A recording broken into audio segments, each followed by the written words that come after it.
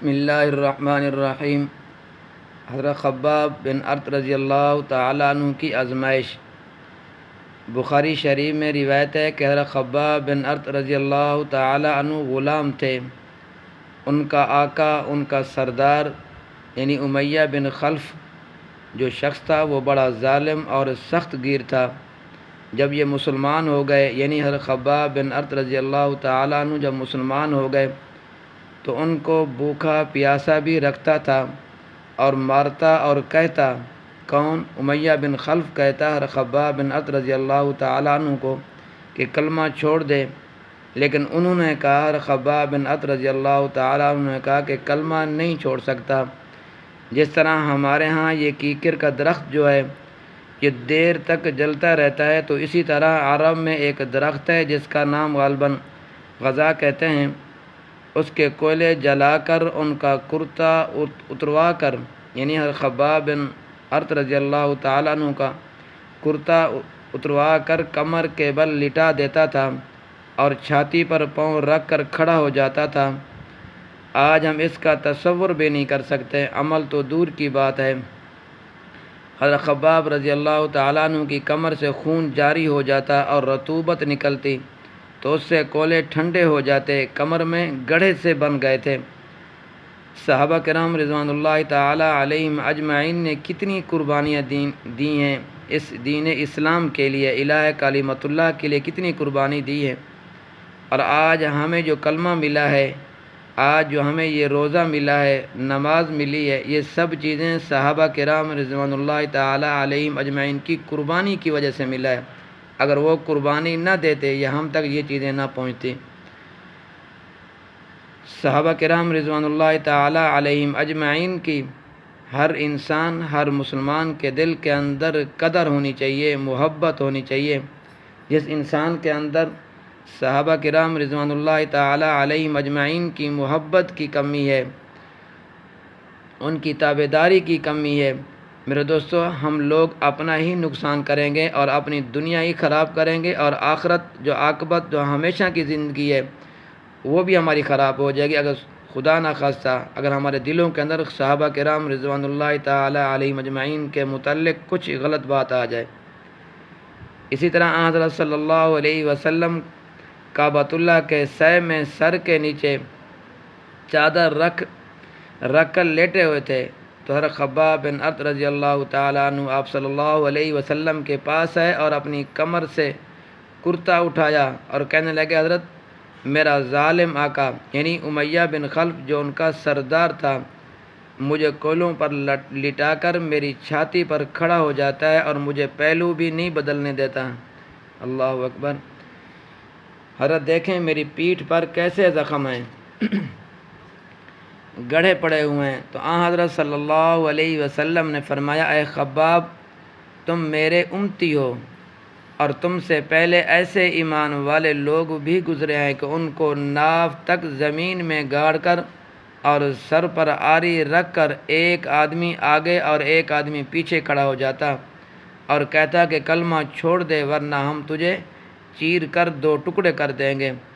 وہ کہتے تھے کلمہ نہیں چھوڑنا، اور وہ ظالم آری چلا کر دو ٹکڑے کر دیتے تھے، ایک حصہ ایک طرف اور دوسرا حصہ دوسری طرف گر جاتا تھا۔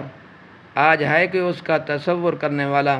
اور فرمایا کہ ایسے بھی تھے کہ ظالم لوگ لوہے کی کنگھیاں بنائی ہوئی تھی اور کہتے تھے کہ کلمہ چھوڑ دو، تو ان میں سے جو کلمے پر پختہ رہتے ان کے چمڑے اور گوشت کو ان لوہے کی کنگھیوں سے نوچ لیتے، ہڈیاں رہ جاتی اور وہ تڑپ کر مر جاتے، مگر کلمہ نہیں چھوڑتے تھے، کیونکہ جن لوگوں کو معلوم ہو گیا تھا کہ کلمے کا فائدہ کتنا ہے اور نہ پڑھنے سے نقصان کتنا ہے، کیونکہ یہ دنیا کی زندگی اور یہاں کی ہر چیز عارضی ہے، یہاں کی جوانی بھی عارضی ہے اور یہاں کا بڑھاپا بھی عارضی ہے، اور یہاں کی تندرستی بھی عارضی ہے، یہاں کی بیماری بھی عارضی ہے، یہاں کے مصائب مشکلات بھی عارضی ہیں، لیکن ہمیشہ کی زندگی وہ آخرت کی زندگی ہے۔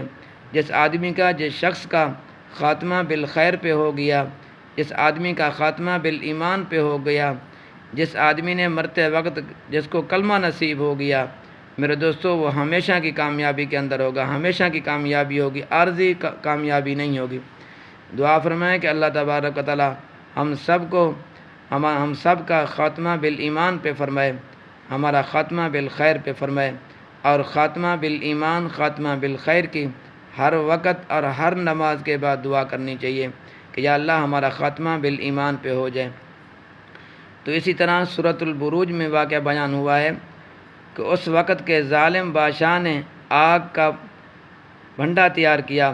ظالم بادشاہ اس کے وزیروں اور مشیروں نے کناروں پر کرسیاں لگا لی اور چاروں طرف اللہ کی مخلوق کھڑی ہے، ایک ایک آدمی کو آگے کر کے کہتے کہ کلمہ چھوڑ دو ورنہ آگ میں ڈال دیں گے۔ وہ کلمہ نہیں چھوڑتے تھے،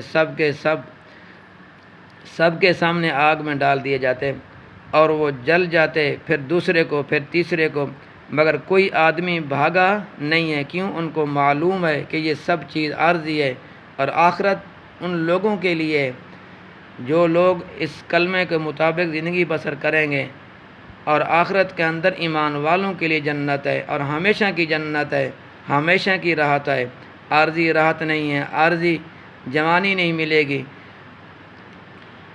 فرمایا ایک عورت نے اپنا دودھ پیتا بچہ اپنی چھاتی کے ساتھ لگایا ہوا تھا تو ان ظالموں نے بچہ چھین کر آگ میں پھینک دیا۔ ماں تھی بیچاری تو کانپ اٹھی اور کہا اس بچے کا کیا قصور؟ کلمہ تو میں نے پڑھا ہے۔ تو اللہ تعالیٰ نے اس بچے کو قوت گویائی عطا فرمائی۔ اس دودھ پیتے بچے نے آواز دی، اے میری ماں تو حق پر ہے، ڈر نہیں، یہ ظاہری طور پر آگ نظر آتی ہے، حقیقت میں یہ جنت کا راستہ ہے۔ تو اس عورت کو بھی انہوں نے اٹھا کر آگ میں پھینک دیا۔ یہ چیزیں اس وقت ہمارے تصور میں بھی نہیں آ سکتی، مگر وہ بڑے پختہ اور مضبوط ایمان کے مالک تھے۔ ہمیں تو آج تھوڑی سی بھی تکلیف آ جائے تو لوٹے بن جاتے ہیں، یعنی لوٹے کی طرح پھر جاتے ہیں، اور اللہ تعالیٰ کو علم ہے کہ ہم امتحان کے قابل ہی نہیں ہیں، تو اسی واسطے کہ ہم پر زیادہ سختی نہیں آتی۔ ان لوگوں پر سختیاں آئی، انہوں نے برداشت کی، جان دے دی، مگر ایمان نہیں چھوڑا۔